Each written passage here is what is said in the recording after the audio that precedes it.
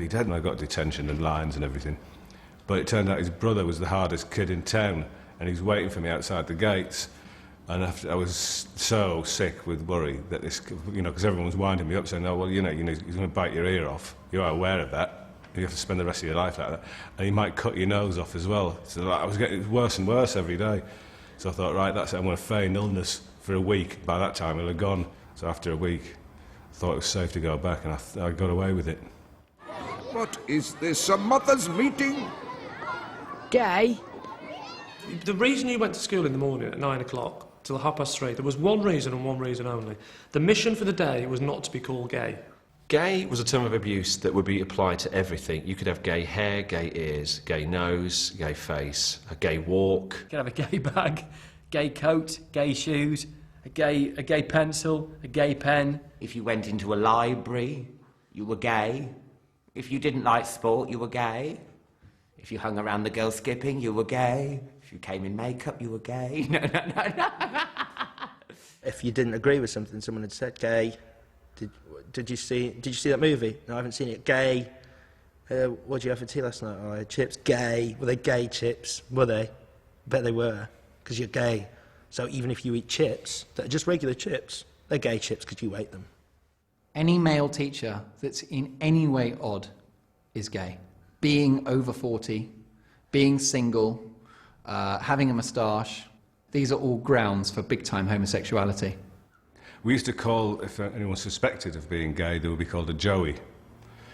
And when we were about 14 and started to involve ourselves with beer, I remember being in a classroom once and some kid said, "Should we go over the fields tonight and drink a can of beer?"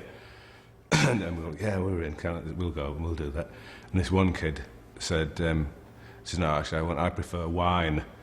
Joey! If you, as much as your leg touched another lad's leg, you'd be classed as a bummer. Paddy's a bummer. He just tried bumming me at showers. Stood on his foot, but that's bumming someone. A group of boys in a room together, they will pretend to bum each other. They will pretend to bum each other. They will, come on, let's bum rape him. Come on, let's have some bumming. I'm going to bum you, or I'm going to bum you off. Come on, let's bum rape. You would do that, but that wasn't gay. That was very, very heterosexual. But if you're a bit spazzy, a bit clumsy, a bit of an idiot, then that's gay. If it's so funny, why not share it with the whole class? Joey Deacon. The first time they wheeled Joey Deacon onto Blue Peter and he tried to speak. To a 10-year-old boy, I imagine that was the equivalent of when our parents saw for the first time Bill Haley sing Rock Around the Clock. 10-year-old kids just went fucking crazy. Mr. Joey Deacon, who is nearly 60 years old and confined to a wheelchair. And it all started when one day, as a bit of a joke really, one of the nurses said, "You know what, Joey? You ought to write a book about your life." And that's exactly what Joey did. With the help of Ernie and Tom and Michael, their two great friends who were also in their ward. First of all, Ernie would translate Joey's grunts, and very slowly, Michael would write the words down.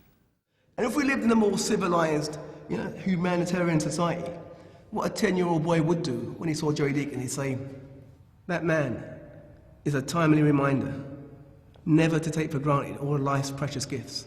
What we actually did was, every 10-year-old boy around the country, when they saw Joey Deacon, all went, "Ah!" He had a terrible life and he had these terrible impediments, and he turned to his mate Ernie Roberts one Saturday afternoon in 1970 and said, "I'm going to write my story."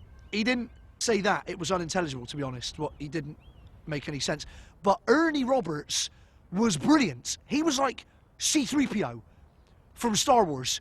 You know, C-3PO can understand any language in the world, apart from Welsh. Because Joey Deacon could kind of, I'm not going to do it. Joey Deacon would try and talk gobbledygook. Ernie would go, "I know what that is. Michael, get your typewriter." They had another bloke, Michael would type it. So Joey would talk, Ernie would translate, Michael would type, and then Tom would make tea.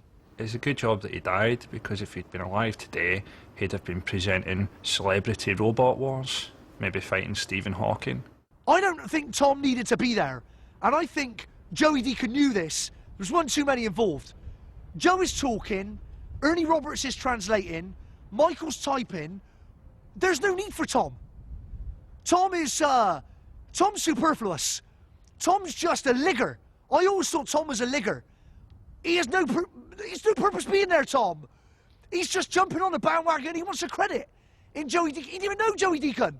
Joey Deacon's trying to say, who's this fucking bloke? Who's this bloke? If you've finished your work, fold your arms and be quiet. Nicknames. No, I didn't have a nickname at school. I was quite lucky because my name's Lee, so quite a short name, so obviously I didn't get any nicknames in the playground apart from Lee stinks away, and that never bothered me. They're not laughing now, are they? They're over 60 quid, these shoes. I didn't have very good nicknames just because I was tall, so I was lanky, daddy long legs. Was the one I used to hate that. Lanky streak of piss. Spindle, because I was skinny with no tits. This is when I was at a mixed school. Crazy Legs Crane. Montgomery without the T, very good. And they would call me Ethiopian because I was skinny. Putting a Y on the end of somebody's surname was generally how you created a nickname for somebody. So Horny, it had to be. Because there's an E on the end of Horn, when we started doing French, it did turn into Hornet, which was a bit gay, so that petered out. But it couldn't have been anything else. There was no other nickname for me, apart from Matt the Twat. It was always either ended in Y or S-T-E-R, so it was Paddy, Paddo, or Padster. And that was until they came round to your house. If your mate's knocked on your door and your mum answered, and they said, is Paddy in? She'd go, no, but Patrick is. So, full names at home, back at school, Paddy, Padster, Paddo, Pistains. Some people would assign themselves nicknames, wouldn't they? That was always a bit weird. Crazy horse or whatever. Why? I'm mental, me. No, you're not. I had quite big feet at school. They're in proportion now, but they were bigger then. So a friend of mine says, look at the size of your feet, we'll call you Chopper. And I thought, it suggests all sorts of things. So I'll live with that. And if anyone asks, I'm not going to say it is the size of your feet.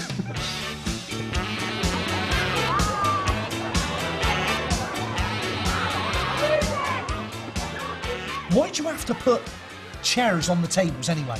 What is the purpose of that? Why does the chair have to go on the table? You don't put, when you go to bed, you don't put your lazy boy on top of your dining table. What is the point of putting a chair on the table? Jade Goody is the presenting talent on the Friday Night Project tonight, plus the beats from Razorlight.